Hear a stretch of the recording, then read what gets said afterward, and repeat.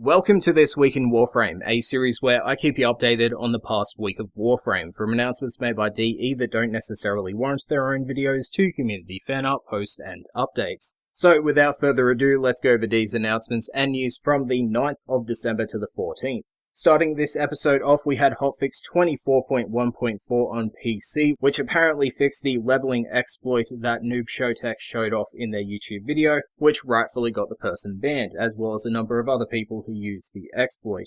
This hotfix also updated Arcane Rage's mod description to read primary weapon. Hotfix 24.1.5 followed up after it, and the only change here was to the descriptions of Life Strike, Focus Defense, and Corrupt Charge. There were of course other fixes made during these hotfixes, both of which are up on your screen and linked in the description down below. Now for console players, on PlayStation 4 and Xbox One, Fortuna is live. Due to the launch of Fortuna, the Twitch Drops campaign has returned once again, and this is for all platforms, not just consoles, and it does include Nintendo Switch users. The campaign will end on December 17th at 2 PM Eastern Time, and basically all you have to do is have your Twitch account linked to your Warframe account, watch one consecutive hour of a Warframe streamer on the Warframe Twitch directory, and you'll receive one of the following drops: a fully built Nidus, a fully built Cora, a rifle Riven mod, 7,500 credits, 100 Oxium, a Cetus Wisp, a Nitane Extract, a Grand Finale Firework, a Glyph display, the Ambulus Noggle, the Cora Delphi Helmet Blueprint, and a number of relics such as Lith C3, Meso T3, Neo K2, and Axie C3. Also available only for Xbox One and PS4 players is the Terminal Big Flip promo code, which will get you a K-Drive scroll. Just input the Terminal Big Flip code into your promo code section on the Warframe website or in-game in full capital letters and you will receive the scroll. Also included within the console updates was the Featured Dojos tab. In the star charts, you can now visit those winners of the Dojo Creation Contest just by clicking the respected tier tabs. Now, Mesa Prime Access was of course revealed in the previous dev stream, however we now have a full look at the accessories coming with the Prime Access. The pack will include 3 Operator Primed cosmetics, the Anten Prime earpiece, the Respa Prime mask, and the Erlang Prime Oculus. You will also get the Chola Prime Sugatra as well. Following that information up, we had Primetime 228, where Megan did give us a little bit of information about the release schedule for Fortuna Part 2, and it will possibly release in the next week, and probably not afterwards, as the developers do have their Christmas break. Also announced within Primetime was the Captura the Battle winners, so if you did participate in that Captura contest, these are the winners. For first place you had Casadus, second place went to Volzine, third place Dana 1, fourth place Zurius, and fifth place the Forgotten BG. They did follow up the announcement of those winners with the announcement of another contest. So if you are interested in doing the following for some prizes, make sure to check out the forum post in the description, as well as everything else that I talk about here today.